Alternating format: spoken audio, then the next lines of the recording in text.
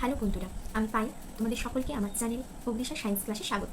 তোমরা যারা নতুন তারা অবশ্যই আমার চ্যানেলকে সাবস্ক্রাইব করে নাও, যাতে আমি যখনই কোনো ভিডিও আপলোড করি তোমরা তার নোটিফিকেশন পাও। যারা ক্লাস 9 to 12 পড়ছো, মাধ্যমিক দেবে, উচ্চ মাধ্যমিক দেবে, সরকারি চাকরির জন্য প্রস্তুতি নিচ্ছ, নিটের জন্য প্রস্তুতি নিচ্ছ, নার্সিং এন্ট্রান্সের জন্য প্রস্তুতি নিচ্ছ, সকলেই আমার চ্যানেল থেকে উপকৃত হবে। আমি আজকে যেটা তোমাদের পড়াবো সেটা হচ্ছে ক্লাস 9 ফার্স্ট অধ্যায় জীবন ও তার বৈচিত্র্যের শ্রেণী রেপ্টিলিয়া। তাহলে চলো শুরু করি। আজকে আমরা যেটা পড়বো রেপ্টিলিয়ার বৈশিষ্ট্য আর কিছু উদাহরণ। আগে আমি রেপ্টিলিয়ার যদি বলি উদাহরণ দিই, তাহলে তোমরা তার বৈশিষ্ট্য সম্পর্কে কিছুটা আন্দাজ করতে পারবে। রেপ্টিলিয়া বা রেপটাইল।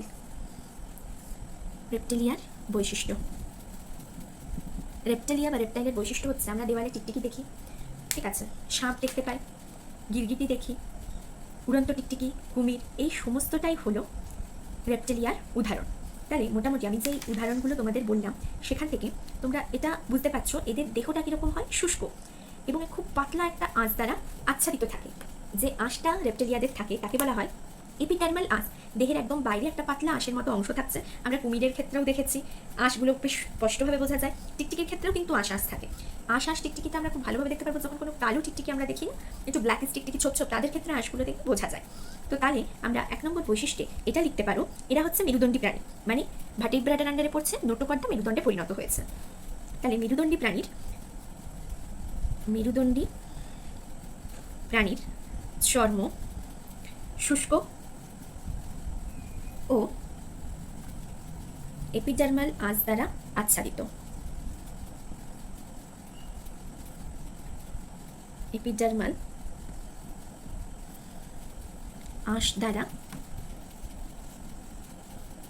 আচ্ছাদিত। তাহলে মেরুদণ্ডী প্রাণী, চামড়াটা শুষ্ক আর তাদের এপিডার্মাল আঁশ থাকে। আর সরীসৃপ মানে কি? সরীসৃপ প্রাণীরা মুখের পরে হেঁটে চলে, এটাও একটা বৈশিষ্ট্য, ঠিক আছে। আর আমরা কি বলবো, এদের পা, যদি দেখো টিকটিকি, কুমির সবারই দুজোড়া পদ থাকে। ব্যতিক্রম কি? সাপ। সাপের কোনো পা নেই, সাপ হচ্ছে পাবিহীন প্রাণী। তাহলে 2 নম্বর বলতে পারো, দেহে দুজোড়া পদ আছে। ব্যতিক্রমটা আমি লিখে দিচ্ছি এখানে, ব্যতিক্রম সর্প, সাপ। সাপের কোনো পা নেই। আর এদের পায়ে কি থাকে? 5টা করে নখযুক্ত আঙুল, যেটাকে নখর বলা হয়। প্রতিটি পায়ে, মানে 4টে পায়ে 5টি নখরযুক্ত আঙুল থাকে, ঠিক আছে। 5টা পায়ের মধ্যে নখরযুক্ত আঙুল রয়েছে। এদের সামনের দুটো পাকে বলা হয় অগ্রপদ, পেছনের দুটো পাকে বলা হয় পশ্চাৎপদ। অন্তকঙ্কালটা কিরকম? অন্তকঙ্কালটা অস্থিযুক্ত। এদের দেহে 3 নম্বর বৈশিষ্ট্য বলতে পারো, অন্তকঙ্কাল অস্থিময়, ঠিক আছে। আর করটিতে কি থাকে? একটা মাত্র অক্সিপিটাল কন্ডাইল থাকছে, যার জন্য মাথাটা এরা চারিদিকে ঘোরাতে পারে। মানুষের ক্ষেত্রে বা ম্যামেলিয়াদের ক্ষেত্রে 2টো অক্সিপিটাল কন্ডাইল থাকছে দুদিকে, সেজন্য আমরা পুরো মাথাটাকে কিন্তু ঘোরাতে পারি না। কিন্তু এই সমস্ত প্রাণীদের ক্ষেত্রে এরা কি করে? একটা অক্সিপিটাল কন্ডাইল থাকার জন্য মাথাটা কিন্তু অনেকটা ঘুরোতে পারছে। করটিতে একটি মাত্র অক্সিপিটাল কন্ডাইল থাকে, এটা একটা গুরুত্বপূর্ণ বৈশিষ্ট্য। আর গুরুত্বপূর্ণ বৈশিষ্ট্য কি? এদের যে অবসারণী ছিদ্রটা সেটা আড়াআড়ি ভাবে অবস্থান করে। তাহলে 4 নম্বর বৈশিষ্ট্য লিখতে পারো, অবসারণী ছিদ্র আড়াআড়ি ভাবে অবস্থিত, ঠিক আছে।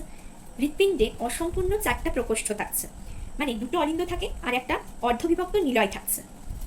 5 নম্বর পয়েন্ট, হৃৎপিণ্ড 2টি অলিন্দ ও একটি অর্ধবিভক্ত নিলয় দ্বারা গঠিত। তাহলে এদের ক্ষেত্রে বলতে পারি যে প্রকোষ্ঠটা রয়েছে সেটা অসম্পূর্ণ 4টা প্রকোষ্ঠ। অসম্পূর্ণ কেন? কারণ নিলয়ের 2টো পুরোপুরি ভাগ হয় না। ব্যতিক্রম হচ্ছে কি? কুমির। ব্যতিক্রমগুলো কিন্তু মনে রাখবে, ব্যতিক্রম হচ্ছে কুমির। কুমিরের হৃৎপিণ্ডে 4টা প্রকোষ্ঠ থাকে, মানে 2টো অলিন্দ 2টো নিলয়, 4টা প্রকোষ্ঠ যুক্ত। এটা হলো কুমিরের ব্যতিক্রম। আর রেপটাইলদের ক্ষেত্রেও লোহিত রক্ত কণিকা যেটা, সেটা নিউক্লিয়াস যুক্ত। 6 নম্বর পয়েন্ট,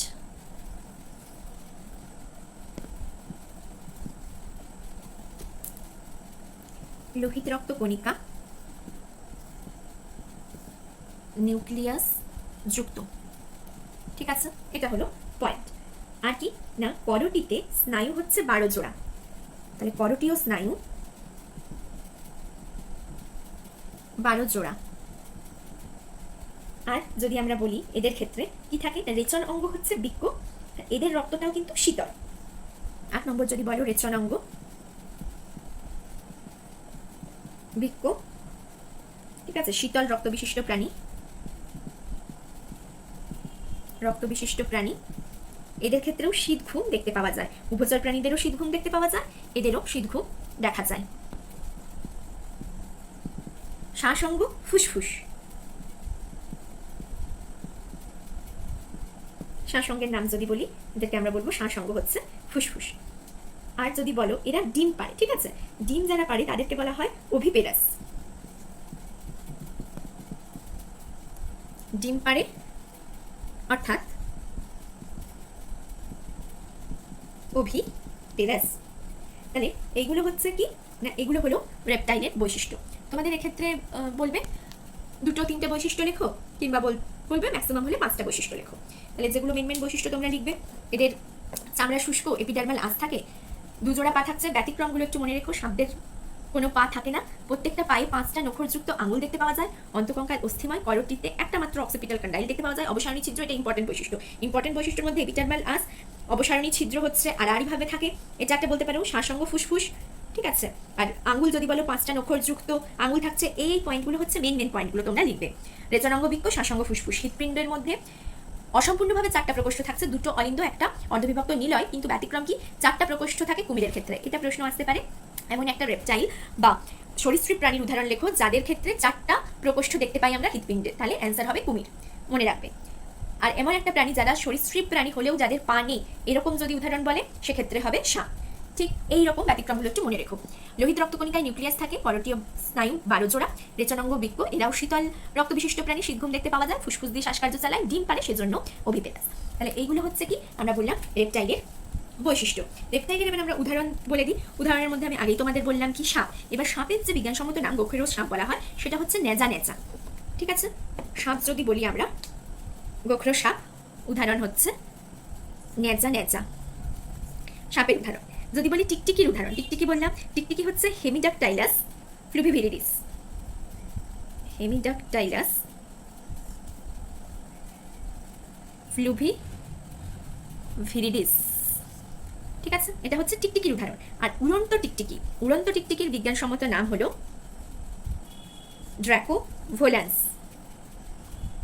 এটা হচ্ছে উড়ন্ত টিকটিকি, ড্র্যাকোভোলান্স, ঠিক আছে। আর যদি আমরা কুমিরের নাম বলি, কুমিরের বিজ্ঞানসম্মত নাম হচ্ছে ক্রোকোডিলাস পোরোসাস,